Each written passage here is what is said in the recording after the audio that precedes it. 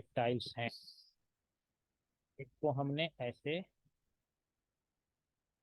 फेंक दिया, ऐसे।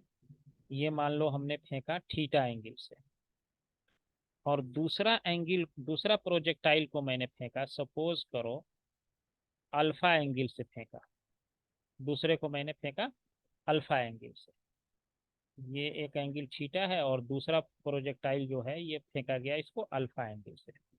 बट दोनों के केस में देखा गया कि रेंज जो है सेम है दोनों के केस में। अगर रेंज अगर सेम है तो ये अल्फा में और थीटा में क्या रिलेशन होगा। तो ये रिलेशन आप निकाल भी सकते हैं। रेंज के लिए क्या है, सिंपल सा फॉर्मूला है हमारा, range equal to u square sine 2 theta by g है। मतलब ये वेलोसिटी ऑफ प्रोजेक्शन सेम है बट एंगल डिफरेंट फेंका गया है। तो ये मान लिया जाए कि हमारा रेंज है और इसका एंगल थीटा पे फेंके हैं तो 2 थीटा हो जाएगा। अब जो है दूसरा प्रोजेक्टाइल जो फेंका गया है उसका भी रेंज इतना ही है, तो एंगल ऑफ प्रोजेक्शन ये फेंका गया है कितना, 2 थीटा से। तो u square sine 2 alpha divided by g हो जाएगा। अल्फा से फेंका गया है इसको, ये मान लो R1 रेंज है। अब कह रहा है कि ये दोनों सेम है तो ये थीटा में क्या रिलेशन होगा ये बताना है, अल्फा एंड थीटा में क्या रिलेशन आएगा ये बताना है।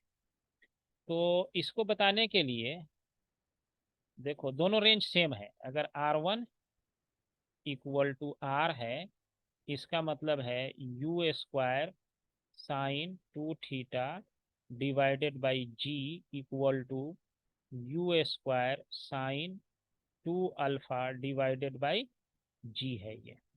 अब इस अल्फा और थीटा में क्या रिलेशन है ये मुझे बताना है।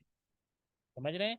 तो अल्फा और थीटा में क्या रिलेशन है ये वाला, अगर ये जी और इसको हम इस यहाँ से हटा दें तो इसका मतलब हुआ कि sine 2 theta minus sine 2 alpha equal to क्या हो गया, 0 हो गया। अब एक कंडीशन तो ये हो सकता है कि हमारा जो है कि 2 थीटा इक्वल टू 2 अल्फा हो जाए। अगर यहाँ से देखो तो sine 2 theta equal to sine 2 alpha है। या हम इसको थोड़ा सा इसको हम एक फॉर्मूला के में आपको जो है कि दिखाते हैं इसमें कि क्या रिलेशन आता है। कि sign C minus sine D का फॉर्मूला याद है, जरा सा बोलो तो। Sign C minus sine D का फॉर्मूला कितना होता है, ये क्या आएगा, साइन सी प्लस, ये आपको मिल जाएगा sine C plus D equal to 2 sine C plus D by 2 into cos C minus D by 2। अब इस जगह पे डालो इसको, तो हमारा ये जो है साइन सी प्लस डी का फॉर्मूला बताया हो ना, साइन सी माइनस डी का फॉर्मूला बताओ। Sine C minus sine C minus sine D का फॉर्मूला बोलो क्या हो। Sine 2 cos c plus d by 2 sin c minus d by 2 2 cos C plus D by 2 2 into sin c minus d by 2। Sine C minus D by 2। ठीक है, अब यहाँ पे ये डाल दिया सी माइनस। अब यहाँ सी के जगह देखो कितना है, 2 थीटा, और डी के जगह पे कितना है, 2 अल्फा।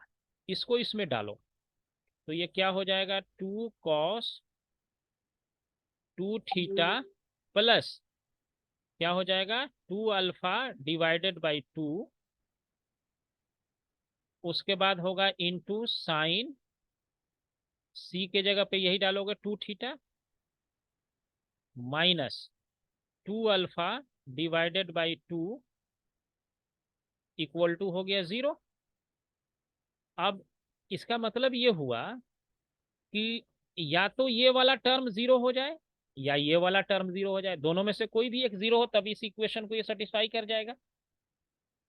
इस इक्वेशन को सेटिस्फाई होने के लिए या तो ये 0 हो जाए, आइदर दिस इक्वल टू 0 और दिस इक्वल टू 0।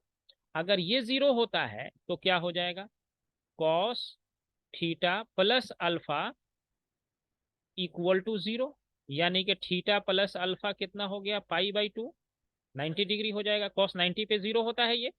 तो इसका मतलब हुआ कि ये दोनों एंगल का रेंज तभी सेम होगा इस दोनों प्रोजेक्शन के लिए कि थीटा और प्लस अल्फा दो डिफरेंट एंगल से जब फेंकेंगे तो दोनों का समेशन कितना होना चाहिए, थीटा प्लस अल्फा कितना होना चाहिए, 90 डिग्री होना चाहिए। तब इसका रेंज क्या होगा, सेम होगा। एक कंडीशन में ये हमारा निकल के आया, रेंज शुड बी सेम अगर दोनों एंगल का समेशन जो है π/2 यानी 90 हो जाए। ये वाला पॉसिबल है कि नहीं, देखो तो साइन, इसको 2 कॉमन लेके काट दो, theta minus alpha equal to हो गया 0। तो theta theta minus alpha equal to भी 0 हो जाएगा, साइन 0 0 होता है, तो थीटा इक्वल टू अल्फा हो गया। तो दूसरा कंडीशन क्या हो गया कि थीटा इक्वल टू अल्फा। तो ये तो बात करनी ही नहीं है, थीटा इक्वल टू अल्फा क्यों होगा, जब हम एक प्रोजेक्टाइल, इसको तो हम लेंगे नहीं, यहाँ से जब फेंकेंगे तो ये रेंज आ रहा है, फिर फेंकेंगे उसी वेलोसिटी से, फिर भी वही आएगा। तो ये वाला कंडीशन हमको नहीं लेना है, यानी कि ये वाला कंडीशन हमारा लेना पड़ेगा, यानी कि theta plus alpha equal to 90 degree. अगर एक प्रोजेक्टाइल एंगल आप थीटा से फेंक रहे हो तो सेकेंड प्रोजेक्टाइल किस पे फेंकेंगे, सेकेंड प्रोजेक्टाइल हमारा जो जाएगा 90 माइनस थीटा से जाएगा। एक प्रोजेक्टाइल अगर थीटा पे है तो दूसरा प्रोजेक्टाइल अगर 90 माइनस थीटा से जा रहा है तो दोनों का रेंज सेम होगा। एक का अगर थीटा है, मान लो एक अगर 30 डिग्री पे फेंके हैं तो दूसरे को कितने पे फेंकना पड़ेगा कि रेंज सेम हो, बोलो।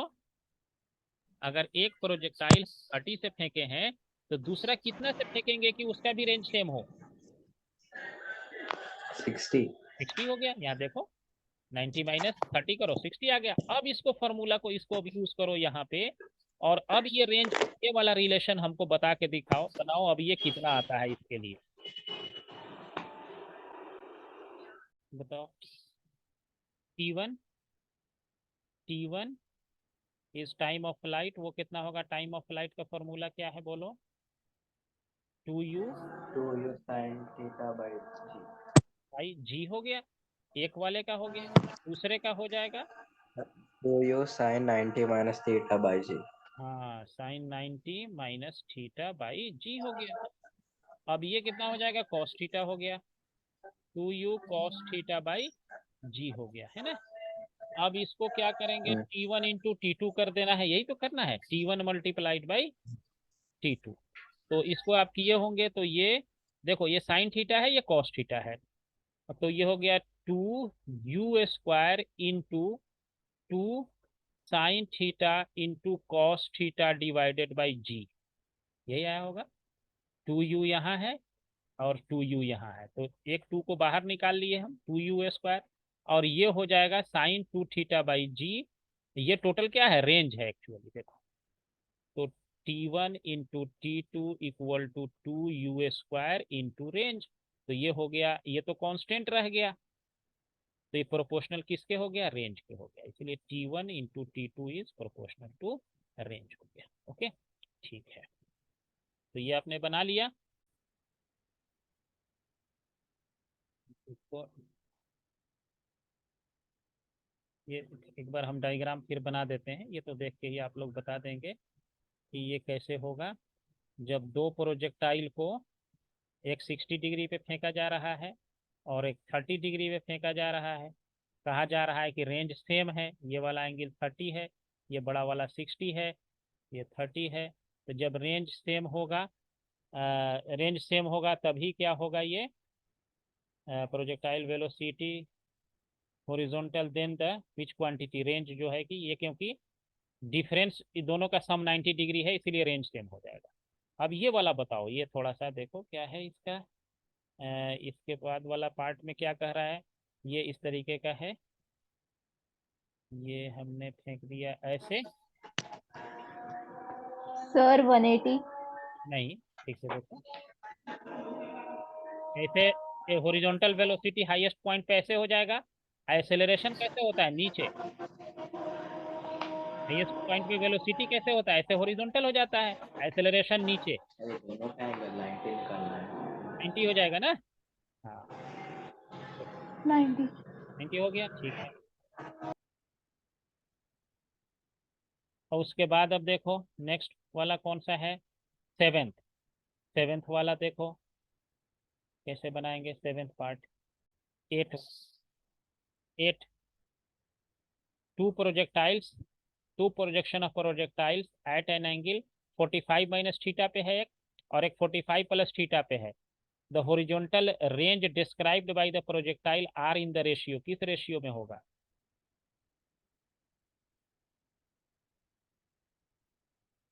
इस दोनों का सम कितना है बताओ?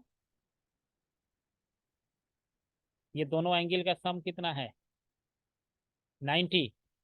तो जब 90 है दोनों का सम, तो दोनों का रेंज क्या होगा? सेम हो जाएगा।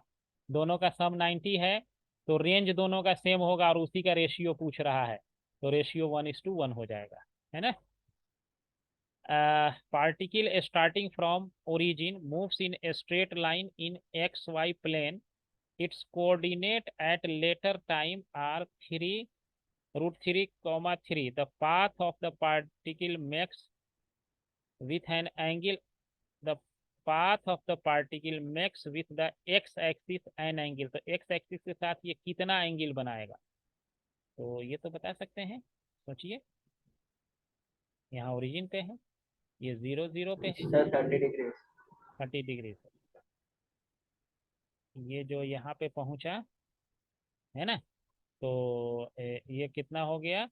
x हो गया यहाँ से यहाँ तक √3, और ये कितना है? 3 है, यही है ना?